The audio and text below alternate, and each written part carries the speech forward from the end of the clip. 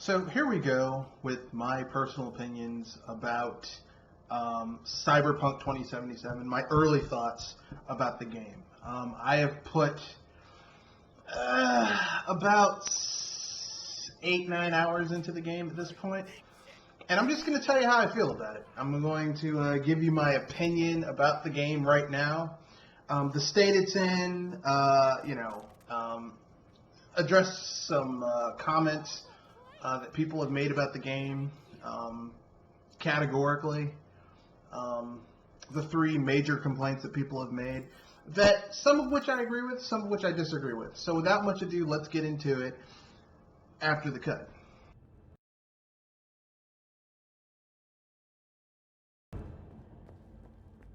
So you'll see from a lot of different gamers, people on the YouTubes and Twitter saying that Cyberpunk 2077 is the buggiest open world action RPG since the Elder Scroll, since Fallout 76. It isn't. Fallout 76, while I have not personally played it, I have acquaintances who have. And that game, even to this day, is still very broken. As a matter of fact, Bethesda put in microtransactions into the game before they actually put in fixes to fix basic things wrong with the title. So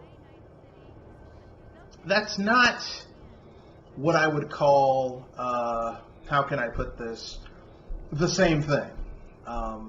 Not even remotely the same thing.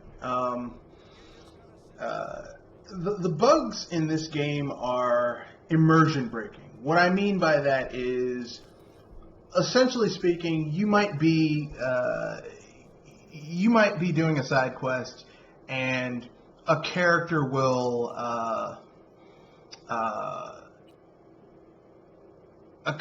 spawn with their textures not complete, or there's like bugs that are janky, like an item might not spawn to trigger the next sequence in a quest, so you have to restart.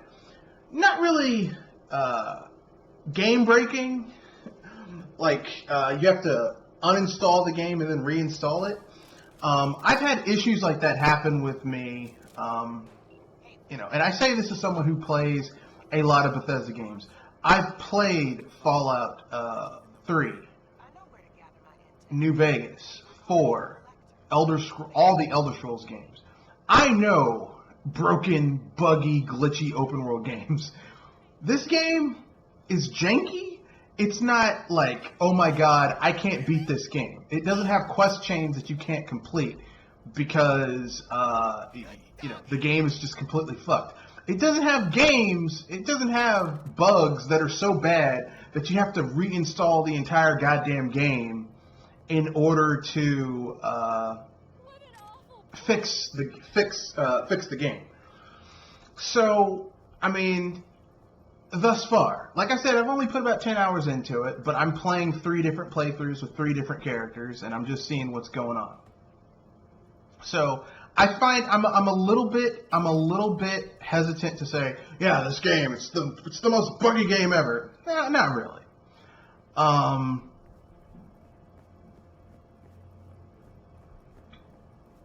So with that being said,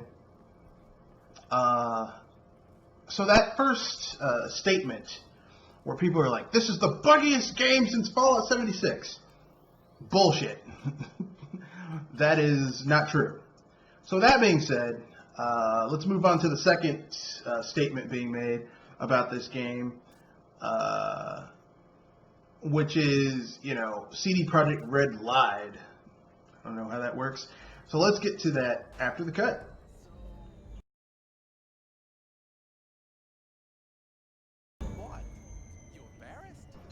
So the next thing is that people are saying CD Projekt Red lied about the quality of this game.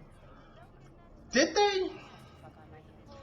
I mean, look, this game was delayed 3 times. It was supposed to come out earlier this year, like in March or April. Then it was pushed back to September. Then it was, or October. Then it was pushed back to December. It was pushed back 3 times. All right? 3 damn times. That was your clue that this game was not in the best state. And I hate to break this to people, but I mean, you know, for people who bought this game on the PS4 and the Xbox One, this game was built for, how can I put this? This game was built for, it was built for PC first. PC is the lead platform for this game. So, I mean, if you're playing it on a console, I hate to break this to you, but consoles are the redheaded stepchild for this game. This game was not built, like CD Projekt Red is a PC game developer first. They'll port their games over to consoles, but PC is their lead platform. So if you're playing this on a console, you kind of are taking your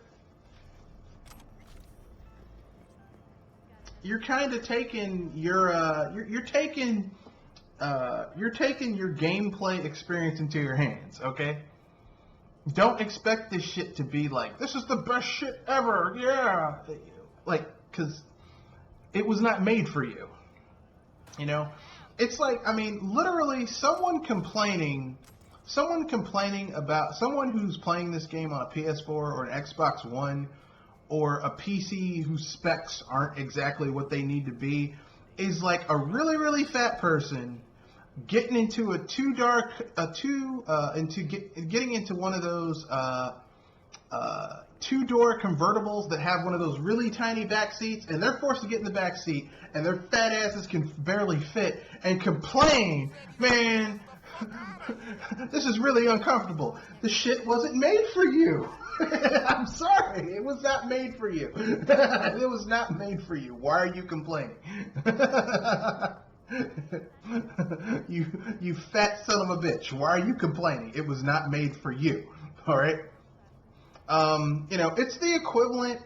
Like, people with this game on PS4 and Xbox One who are complaining about the quality of this game on those systems is the equivalent of you basically of when you go out to eat with friends and one of them inevitably is a vegan or a vegetarian, and they see you eating meat and they're like talking shit about you eating meat. It's like, look, you ain't eating it. I want a burger. It wasn't made for you. Shut the fuck up and mind your own goddamn business. You are not the key, the main audience for this. So shut the fuck up. So basically, yeah, this game, people complaining about this game saying that, you know, it's you know, CD Projekt Red lied. They didn't lie. Look, listen, okay? The key audience for this is PC. It's kind of like if you buy a strategy game like Civilization or you know, real-time strategy games. Real-time strategy games are pretty much built for PC. They might get ported over to console, but really they're built for PC, and that's the best way to play those games. So when you complain about how it's not running well, it wasn't made for that. It literally was not made for that. It's the equivalent of someone complaining about their oven range. They can't use a wok on their oven range. Woks are not made for a conventional home oven range. A conventional home oven range does not get hot enough. It doesn't produce enough heat. The flame produced by the burners, if you're using gas, is not going to get hot enough for you to use a wok. So if you do use a wok, don't be surprised that it's not going to be able to cook properly. Same point, all right? Same goddamn point. So with that being said, I know some people are going to get angry when I talk about this. They're going to talk mad shit and get angry, but you know, Did CD Projekt Red lie? No. There were numerous clues, context clues that let you know that this game was not going to be in the best state. And I mean, let's look at their past history. The first Witcher game they released was a piece of shit when it came out, and then they patched it later to be somewhat functional. The Witcher 2 was better, but still not great. The Witcher 3, when it launched, was very buggy and glitchy. They fixed it over time, to where now the vanilla version of that game is quite enjoyable. But, I mean, you know, CD Projekt Red will stick with it and fix it, which is something that, you know, the only real comparison I can give to this game is Bethesda's, you know, their Elder Scrolls and their Fallout games. None of those games in the vanilla form are in good shape. Fallout 3 is a piece of shit in vanilla form. Fallout New Vegas, even though it's my favorite, is somewhat stable in vanilla, and just from the writing and the characters, it's pretty good. But even it has some major bugs that destroy your immersion of the game. And then you have Fallout 4. Fallout 4 is so badly designed that literally when you go, like, you can see the gameplay right now where there's all these different things going on right now. You could not do this in Fallout 4 because if you did, the game would be down into the, like, 15, 12 frames per second. Because basically, Bethesda doesn't know how to nav mesh their environments. Like, literally, you would be moving very slowly if this was in the Bethesda's Luminous engine. Okay? So, I don't want to hear that shit that, oh man, they lied. They didn't lie. PC was the primary thing. You need a decently powerful PC to run this. If you don't have something powerful to run it, it's gonna run like shit. Sorry. And finally, the third argument I've been hearing from people, which is, you know, this game is somehow,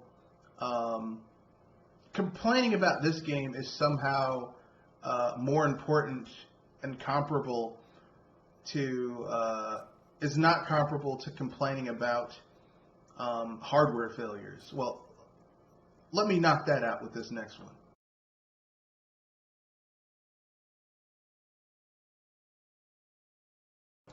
So I'm hearing the argument from some people that the issues with Cyberpunk 2077 are comparable to the hardware failure issues of the Xbox 360 or the Joy-Cons.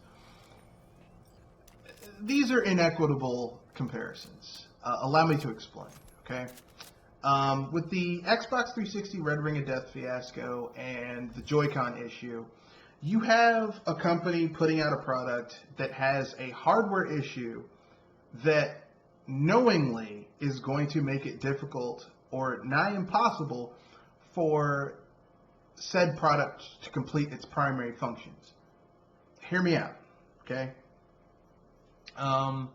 It's just a matter of degree between the two extremes. With the Red Ring of Death issue, it was shitty soldering and subpar products that basically led to an overheating issue that could kill some Xbox 360s. All right? Like, I think the failure rate was 50%. So you had a 50% chance that your Xbox 360 was going to fail. All right? With the Joy-Con issue with the Nintendo Switch, like, I think they said that there's a 60% chance that one of the Joy-Cons with the system, with the base model of the Switches, will have some major issues where the mechanism can grind down while you're playing the game at an unreasonable rate, because all hardware has wear and tear. It's called the half-life, where you basically can use something so many times before it falls apart. The thing is that with the Switch, you kind of need a Joy-Con in order to play the games, especially single-player games where, like, you can't swap it out. You need, you know, for the casual gamer, they're not going to buy a Pro controller. Now, see, me, even if I did have a shitty Joy-Con, doesn't matter. I have a Pro controller. And I think 100% of the games are also compatible with a fucking Pro controller. So it's not an issue. But if you are a casual, the target audience for the Switch right now, which is the more casual audience, they aren't buying a Pro controller. They're gonna buy a system and buy the game that comes with it. It's kind of like basically it's a hardware failure issue.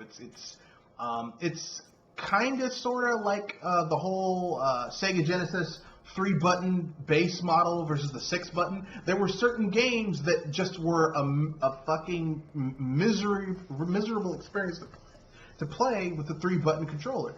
And yet that was the standard controller that came with the system. And most people were not buying extra controllers for that system. Sorry, all right? Same general principle here with the Pro controller, okay? Most people are not getting Pro controllers because the Switch's left Joy-Con is fucking trash. They're not going to do that. Now, I did because I was like, I want a controller with a proper D-pad. But the left Joy-Con doesn't have a proper D-pad. So I was like, yeah, I'm not down with that.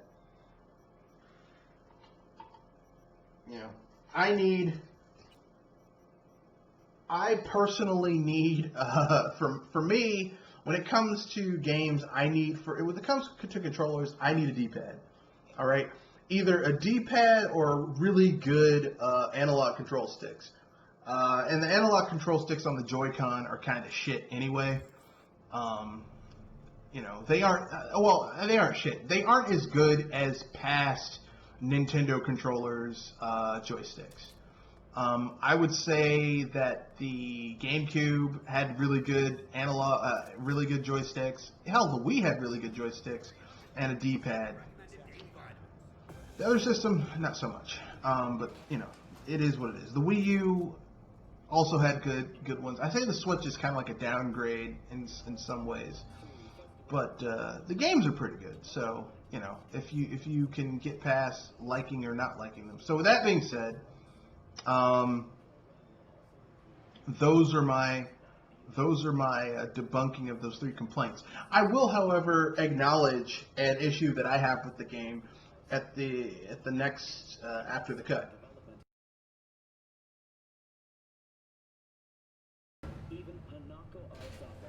So here's my legitimate complaint with the game. It is too janky for this to have been a commercial release. I think this game should have been given another 3 months. I think it should have came out in February. I think that instead of saying it was going to come out December 10th, they should have said it was going to come out February 10th, because that would have gone from let's see. Initially, it was supposed to come out October 10th. Let's see, October, November, December, January, February, March 10th. Make it March 10th. That would have given it 6 months in the oven, and they could have fixed a lot of this, and it would have been more polished. Because here's the thing, okay?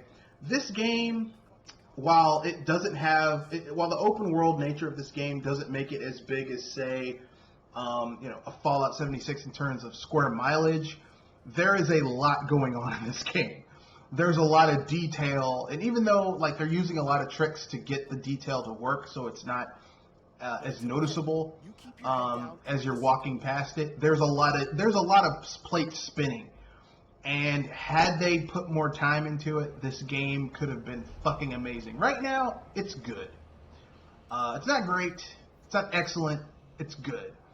I would give it a B- C+ as it is right now. The sad thing is that by next year, if a year comes out, this game is going to be fucking awesome next year. As it is right now, it's merely okay to good, middling fair to good, to above adequate, to above average. So that's my legit complaint. I will give you my overall thoughts and conclusion after the cut.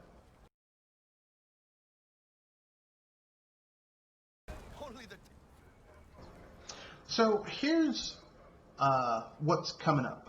This Wednesday and the Wednesday after that, we will be doing a series of potluck or members' choice podcasts. I will not be coming up with the topics. I might add a topic of my own, kind of spur of the moment from the hip. But all the other topics are essentially just going to be coming from the other panelists on the podcast. So I don't know what they're going to be about, but that should be enjoyable. Remember, if you have any topic suggestions, you can leave them on my Twitter, via Discord, or in the comment section of this video. So with that being said, that's the end of this video. Rate, comment, share, subscribe, and enjoy what you enjoy. Peace.